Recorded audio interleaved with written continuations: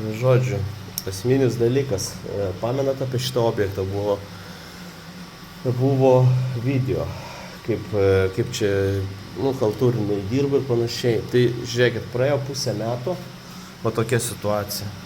Realiai nieko ispanai nepadarė.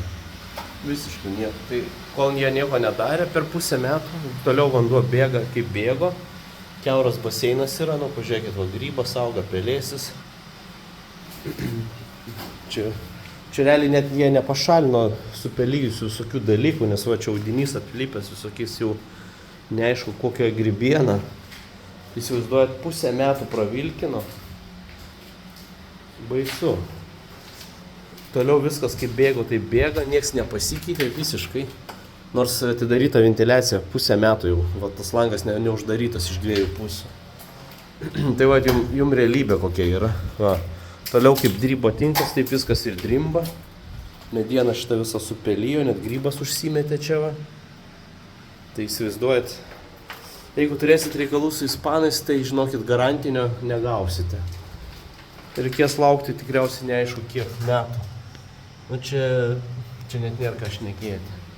Per pusę metų galima buvo, ten buvo užfiksuota mano apie 15-20 kranelių, kurie praleidžia.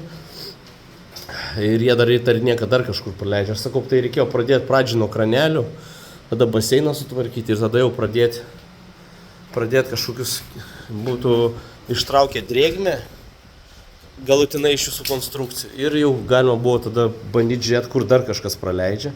O dabar nieko iš to nedarimo, tai vila, kaip sako, kenčia stipriai, nes žiūrėkit, ant durų grybieną įsimetė. Baisu. Tai čia, žinokit, Ispanijai su ispanais reikalų turėti tikrai mažai kam rekomenduoju, nes kai bus garantinis, čia žiūrėkit, kaip supelijo tas visas popierius, kai bus laikas garantinio, tai jūs, kaip sako, va tokį gausit, konkretų va tokį. Čia pažiūrėkit. O, driežas.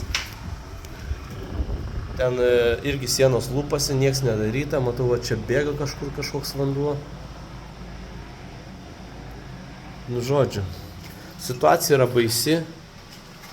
Aš, žinokit, niekam nelinkėčiau su ispanais dirbti, nes garantinio negausit, 100% negausit. Ta prasme, šiaip tai situacijų yra ir blogesnių, tarkim, aš irgi ten dariau darbus tam tikram žmogui, pasiėmė avansą ir dingo, tiesiog dingo. Tai čia matau, grybas užaugo ir net nuplyšo, matyt, nuo svorio. Jo, situacija baisi. Tai ką jūs manot, žmonės, pakomentuokit apie tokią situaciją. Ar norėtumėt turėti tokį statybininką, kuris pusę metų makaronus trynė, kad atvažiuos rytoj poryt už poryt, po mėnesių, po 2, po 3, 4, 5, 6, 7 mėnesių ir dabar šiandien atvažiavo, bet ir tai dar makaronus kabina, nes nepripažįsta, kad reikia kažkokius darbus apskritai pradėti daryti kažką tai. Nes, sakau, neįmanoma identifikuoti dėl to, kad grindys 100% per visą plotą šlapios.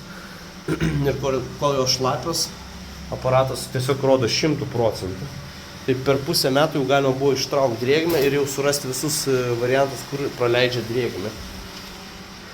Čia pažiūrėkit, kaip baisu.